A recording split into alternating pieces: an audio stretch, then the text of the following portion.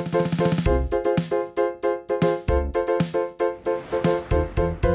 देख रहे हैं केवल सच न्यूज।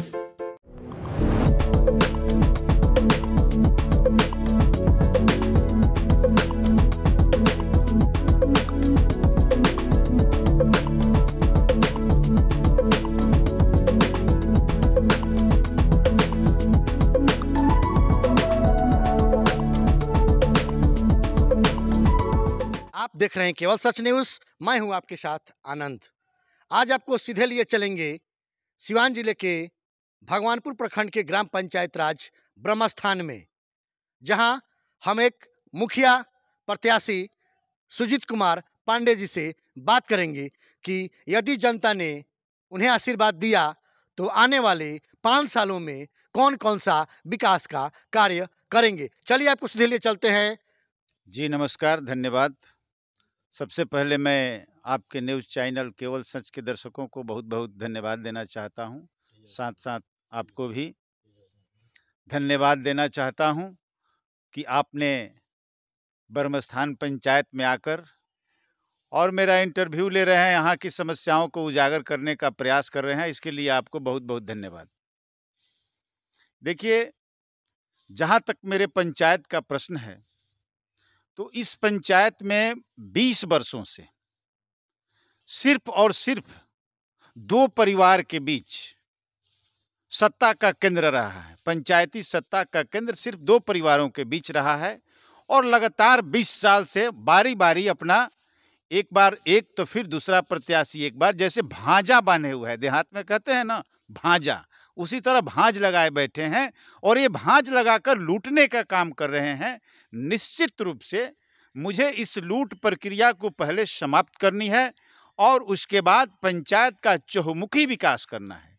आपको जानकर आश्चर्य होगा कि ब्रह्मस्थान एक ऐसा पंचायत है जहां पंचायत भवन आज भी मुखिया लोगों के घर में चलता है।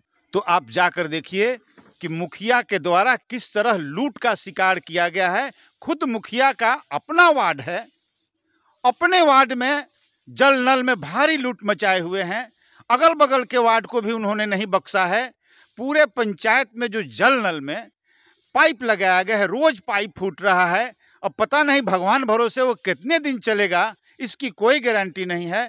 और इसके बाद सबसे बड़ी समस्या जल नल होगी। अगर मैं चुनाव जीतता हूं तो अगर मेरे पंचायत को 1 नंबर पहुंचाने में सबसे बड़ी बाधा मुझे कोई दिखाई दे रही है तो वह है जल नल योजना, क्योंकि यह 6 महीना के अंदर पूरी तरह बंद होने की स्थिति में है। वो जल नल योजना हो या स्वच्छता योजना हो, इन सारी योजनाओं का यहाँ आपके ब्रह्मस्थान पंचायत में आपकी नजरों में वृद्धा पेंशन या अन्य योजनाओं की क्या स्थिति है?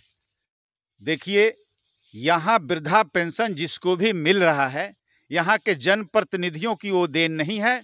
वे स्वयं लोग दौड़ धूप किए हैं और अपना वृद्धा पेंशन बनवाने के लिए अपने प्रयास से ही कुछ कार्य किए हैं।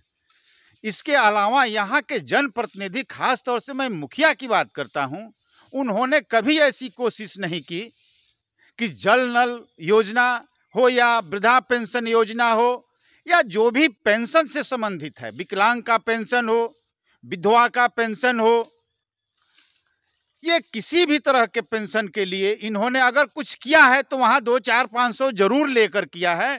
मुफ्त में किसी का काम कभी नहीं किया गया है, जो कि सरकार द्वारा मुफ्त में यह सुविधा दी जाती है।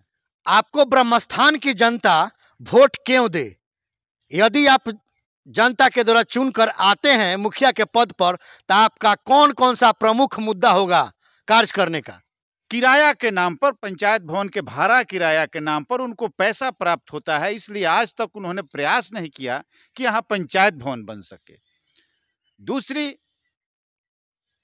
कोरोना काल में पूरा लूट मचा के रखे हैं सब लोग। अभी 6ठे महीना तक, 9वें महीना तक मास्क का पैसा उठाया गया है, जो सरकार के वेबसाइट पर दिखाई दे रहा है।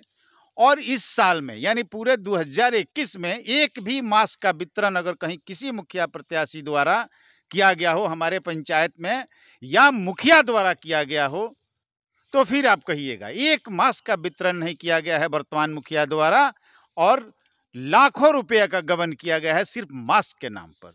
तो ऐसे भ्रष्टाचारियों से मुझे मुक्त कराना है इस पंचायत को। और ब्रह्मस्थान पंचायत जो लगातार पिछड़ेपन का शिकार है, अगर मैं जीतता हूं तो मेरा संकल्प है कि इस पंचायत को बिहार के टॉप 10 पंचायत में निश्चित रूप से ले जाएं। क्या आपको नहीं लगता है कि पिछले 15 सालों में पिछले मुखियाओं के द्वारा कुछ भी विकास हुआ है? जी नहीं, पिछले 15 साल नहीं, मैं पिछले 20 साल से इस पंचायत की राजनीति से जुड़ा हुआ हूं।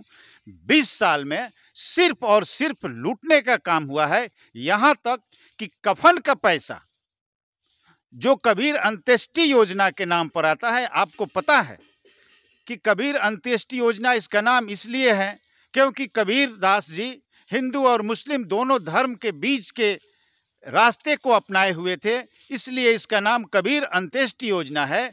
एक जो मुखिया है वे मुस्लिम धर्म से अपना संबंध रखता है, एक जो मुखिया है वो हिंदू धर्म से अपना संबंध रखे हैं। यानी ये लोग भगवान और अल्लाह को भी नहीं बख्शे हैं, और जो लोग भगवान और अल्लाह को नहीं बख्शे हैं वे इंसान को कैसे बख्शेंगे। लेकिन आपके पंचायत में देखने को मिल रहा है कि जल मीनार पानी जल नल योजना का है। आपके नज़र में जल नल योजना की क्या स्थिति है? कि लोग मुझे वोट क्यों दें। मैं विगत 20 वर्षों से पंचायत की राजनीति से जुड़ा हूं। लगातार 20 वर्ष मैं चुनाव भी जब भी हुआ है नए त्रिस्तरीय पंचायत चुनाव में मैं सभी चुनाव लड़ा हूं और मैं हारते गया हूं, लेकिन मेरा वोट हमेशा बढ़ते गया है। यह जनता का मुझे स्नेह प्राप्त हुआ है, जिसके बल पर मैं आज पुनः चुनाव मैदान में हूं। और मैं लगातार 20 साल जब जितनी औकात में था मैंने लोगों की सिर्फ सेवा की है, वो चाहे किसी भी धर्म और किसी भी जाति के व्यक्ति हो। मैंने कभी जाति पाति और धर्म संप्रदाय के आधार पर नहीं, बल्कि एक मानववाद के रूप में, एक मानव के रूप में, एक इंसानियत के रूप में मैं सबकी सेवा करते आया हूं। कोरोना काल में जब सब लोग घर में छिप के बैठे हुए थे, उस समय भी मैं दरवाजे दरवाजे घूमकर मास्क का वितरण कर रहा था। ये 19 की बात मैं कर रहा हूं, चुनाव तो आप 21 में मैं लड़ रहा हूं। ये 2 साल पहले की मैं बात कर रहा हूं कि हर दरवाजे पर घूमकर मास्क वितरण का काम, खाने पीने की अगर किसी को समस्या हो इसकी भी मैं हाल चाल लेता था। जहां भी जरूरत हुई मैंने उस जरूरत को पूरी की है।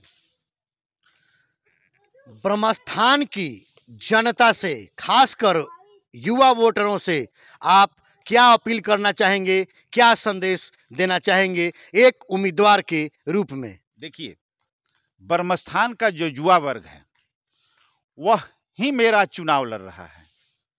यह पहला मैं ऐसा चुनाव लड़ रहा हूं जिसमें मुझे नहीं लगता है कि ये मैं चुनाव लड़ रहा हूं, बल्कि यहाँ की जनता इस बार चुनाव लड़ रही है और 80% जनता मेरे साथ है।